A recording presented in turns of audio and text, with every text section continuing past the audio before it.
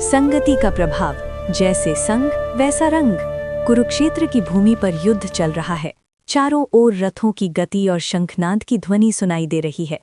उसी समय अर्जुन श्री कृष्ण से एक और प्रश्न पूछता है, हे माधव, मनुष्य का स्वभाव कैसे बनता है?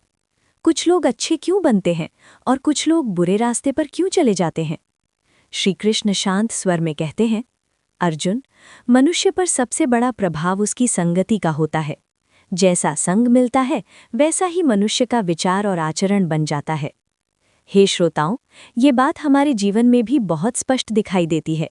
यदि हम ऐसे लोगों के साथ रहते हैं जो सकारात्मक सोच रखते हैं, मेहनत करते हैं और दूसरों की भलाई चाहते हैं, तो धीरे धीरे वही गुण हमारे अंदर भी आने लगते हैं। लेकिन अगर हम ऐसे लोगों के साथ समय बिताते हैं जो हमेशा नकारात्मक बातें करते हैं, आलस्य में रहते हैं और गलत रास्ते चुनते हैं, तो उनका प्रभाव भी हमारे जीवन पर पड़ने लगता है। एक छोटी सी कहानी सुनिए। एक गुरु के पास 2 शिष्य थे।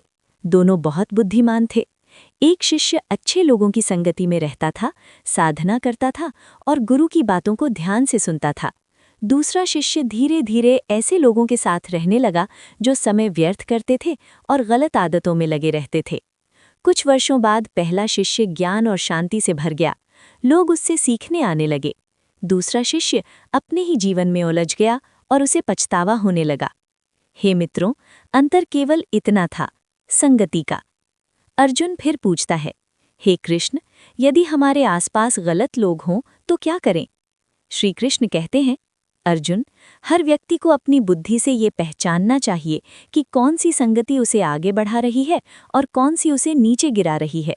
समझदारी ये है कि हम अच्छी संगति को अपनाएं।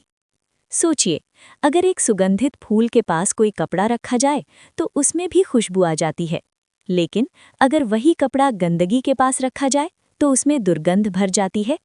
मनुष्य का मन भी ऐसा ही है, वो अपने आसपास के वातावरण से प्रभावित होता है। एक और कहानी सुनिए। एक किसान के पास 2 तोते थे। एक तोता साधुओं के आश्रम में रहता था और दूसरा बाजार में। जब किसान उन्हें वापस घर लाया तो आश्रम वाला तोता मधुर और शांत बातें करता था। बाजार वाला तोता कठोर और शोर भरी आवाज में बोलता था। किसान समझ गया कि दोनों का स्वभाव उनकी संगति से बना है। हे श्रोताओं, इसलिए जीवन में संगति का चुनाव बहुत सोच समझकर करना चाहिए। श्री कृष्ण अर्जुन से कहते हैं, अर्जुन, जो व्यक्ति सत्संग को अपनाता है उसका मन शुद्ध हो जाता है और जिसका मन शुद्ध हो जाता है उसका जीवन भी उज्जवल हो जाता है। याद रखिए, हम जिन लोगों के साथ समय बिताते हैं वही धीरे धीरे हमारे विचारों और जीवन को दिशा देते हैं।